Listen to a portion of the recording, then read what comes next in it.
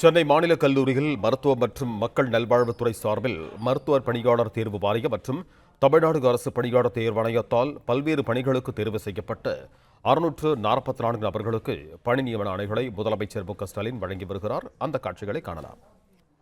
மருத்துவர் ஆர் சாய் பிரீத்தி அவர்களை அன்போடு மேடைக்கு அழைக்கின்றோம். உதவி மருத்துவராக இவர் தேர்வு செய்யப்பட்டிருக்கிறார். மருத்துவர் ஸ்ரீவந்தனா அவர்களை அன்போடு அழைக்கின்றோம். மருத்துவ மற்றும் ஊரக நலப்பணிகள் இயக்ககம் சார்பாக பல் மருத்துவராக இவர் தேர்வு செய்யப்பட்டிருக்கிறார்.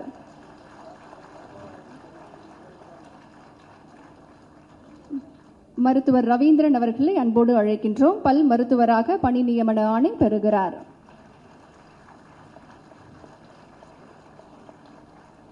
திவ்யா மெர்ஸ்லின் அவர்களை அன்போடு அழைக்கின்றோம். மருத்துவ கல்வி மற்றும் ஆராய்ச்சி இயக்ககம் சார்பாக உளவியல் உதவி பேராசிரியர்கள் மற்றும் மருத்துவ உளவியலாளருக்கான பணி நியமன ஆணை. 644 நபர்களுக்கு பணி நியமன ஆணை வழங்கும் விழா நடைபெற்றுக் கொண்டிருக்கிறது. இது தொடர்பான கூடுதல் விவரங்களோடு இணைகிறார் எமது செய்தியாளர் ராஜகுமரன். வணக்கம் ராஜகுமரன், உங்களிடம் இருக்கும் தகவல்களை சொல்லுங்க. மருத்துவம் மற்றும் மக்கள் நல்வாழ்வுத்துறை சார்பில் நடைபெறக்கூடிய பணி நியமன ஆணைகள் வழங்கும் விழாவில் முதலமைச்சர், துணை முதலமைச்சர், துறையின் அமைச்சர் ஆகியோர் பங்கேற்றிருக்கின்றார்கள். முதலமைச்சர் இந்நிகழ்வில் பங்கேற்று 14 நபர்களுக்கு பணி நியமன ஆணைகளை வழங்குகின்றார்.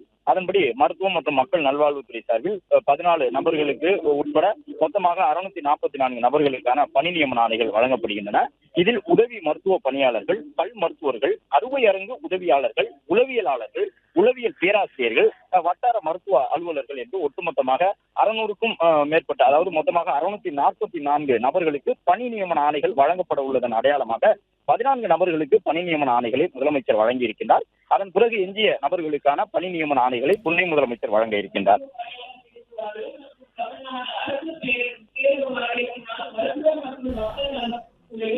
பிளே ஸ்டோர் மற்றும் ஆப் ஸ்டோரில் இருந்து பாலிமர் செயலியை QR கோடு மூலம் பதிவிறக்கம் செய்யுங்கள். செய்திகளை உடனுக்குடன் பெறுங்கள்.